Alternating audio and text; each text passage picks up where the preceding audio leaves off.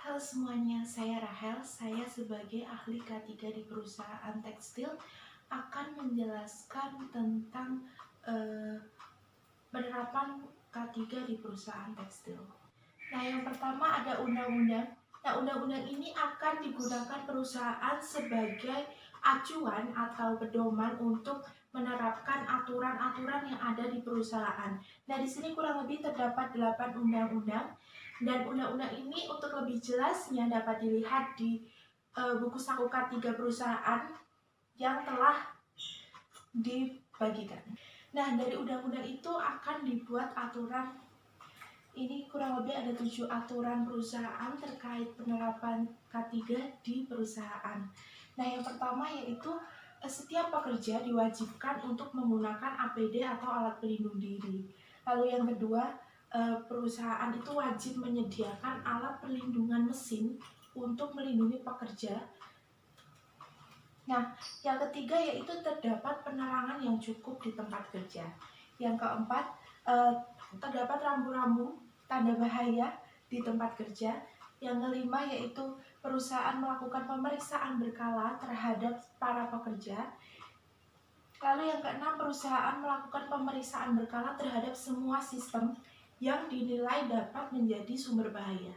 Lalu yang ketujuh, setiap pekerja wajib menaati aturan terkait K3 yang telah ditetapkan oleh perusahaan. Nah, jika di perusahaan itu terdapat sumber bahaya atau permasalahan yang harus diselesaikan, ini adalah cara untuk penyelesaian permasalahan yang ada di perusahaan. Yang pertama yaitu harus memastikan dulu apakah permasalahan itu benar adanya atau tidak.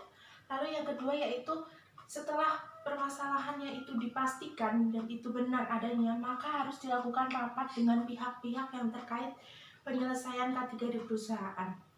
Lalu yang ketiga melakukan riset pengumpulan data untuk acuan yang akan digunakan sebagai acuan untuk penyelesaian permasalahan K3. Lalu yang keempat, melakukan diskusi. Nah, diskusi ini diskusi untuk menyelesaikan permasalahan-permasalahan yang ada di perusahaan.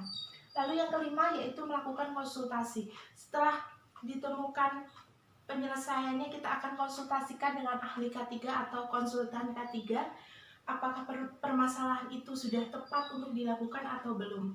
Lalu setelahnya yaitu dilakukan penanganan terhadap sumber bahayanya. Nah, ini adalah partisipasi dalam konsultasi dan komunikasi K3. Partisipasi ini dapat dilakukan oleh seluruh karyawan untuk berpartisipasi dalam penanganan K3 di tempat kerja.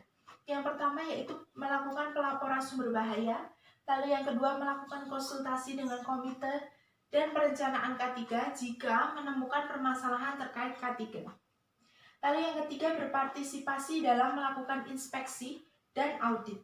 Dan yang keempat mempunyai kesadaran dan kepedulian terhadap isu-isu K3 yang ada di tempat kerja. Nah, ini kontribusi dalam mengembangkan K3 di perusahaan. Yaitu yang pertama membuat laporan tentang pelaksanaan K3 di tempat kerja. Yang kedua melakukan inspeksi secara rutin di setiap bagian di perusahaan. Lalu yang ketiga mengadakan seminar guna memperluas pengetahuan karyawan mengenai penerapan K3 di tempat kerja. Yang keempat menampung semua pendapat seluruh pekerja mengenai penyelenggaraan K3 di perusahaan. Nah, ini ada kontribusi dalam penerapan SMK 3, kontribusi dalam penyelesaian permasalahan K3 di tempat kerja terkait sejalan dengan prosedur konsultasi, yaitu melakukan konsultasi dengan komite K3 dan komite yang terkait mengenai penyelesaian permasalahan K3 dan rencana tindakan K3 yang akan dilakukan perusahaan, dan itu akan didokumentasikan untuk jika nanti di masa depan terdapat permasalahan yang serupa. Nah, sekian penjelasan mengenai penerapan K3 di perusahaan tekstil.